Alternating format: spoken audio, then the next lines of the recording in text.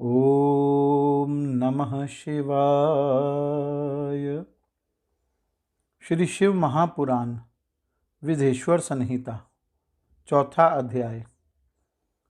मुनिगण बोले, हे ब्रह्मन, मनन कैसा होता है, श्रवण का स्वरूप कैसा है और उनका कीर्तन कैसे किया जाता है, यथार्थ रूप में आप वर्णन करें।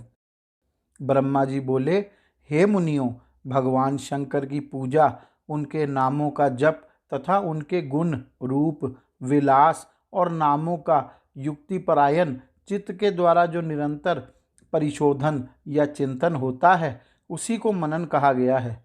वह महेश्वर की कृपा दृष्टि से उपलब्ध होता है। वह समस्त श्रेष्ठ साधनों में प्रमुखतम है। शंभु के प्रताप, गुण, रूप, विलास और नाम को प्रकट करने वाले संगीत, वेद वाक्य या भाषा के द्वारा अनुराग पूर्वक उनकी स्तुति ही मध्यम साधन है, जिसको कीर्तन शब्द से कहा जाता है। हे ज्ञानियों, स्त्री क्रीड़ा में जैसे मन की आसक्ति होती है, वैसे ही किसी कारण से किसी स्थान में शिव विषयक वाणियों में श्रवणेन्द्रियों की दृढ़तर आसक्ति ही जगत में श्रवण के नाम से प्रसिद्ध है।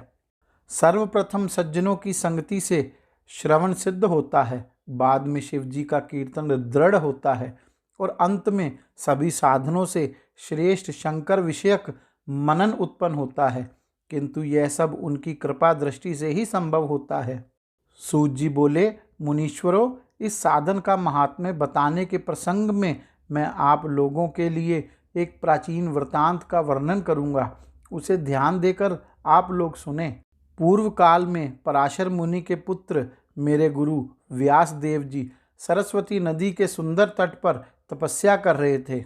एक दिन सूर्य तुल्य तेजस्वी विमान से यात्रा करते हुए भगवान सनत कुमार अकस्मात वहां आ पहुँचे। उन्होंने मेरे गुरुदेव को वहां देखा। वे ध्यान में मग्न थे। उससे जगने पर उन्होंने ब्रह्मा के पुत्र सनत कुमार जी को अपने सामने उपस्थित देखा। वे बड़े वेग से उठे और उनके चरणों में प्रणाम करके मुनि ने उन्हें अर्घ्य प्रदान करके देवताओं के बैठने योग्य आसन भी अर्पित किया। तब प्रसन्न हुए भगवान सनत कुमार विनीत भाव से खड़े हुए व्यास जी से गंभीर वाणी में कहने लगे। सनत कुमार जी बोले, हे मुने, आप सत्य सनातन भगवान शंकर का हृदय से ध्यान कीजिए, तब वे शिव प्रत्यक्ष होकर आपकी सहायता करेंगे। आप यहाँ तप किस लिए कर रहे हैं? इस प्रकार सनत कुमार के कहने पर मुनि व्यास ने अपना आशय कहा।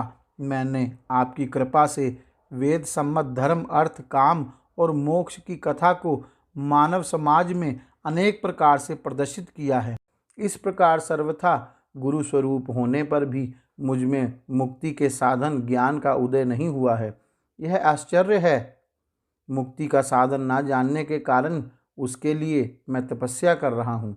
हे विप्रेंद्रो, इस प्रकार जब व्यास मुनि ने भगवान सनत कुमार से प्रार्थना की, तब वे समर्थ सनत कुमार जी मुक्ति का निश्चित कारण बताने लगे।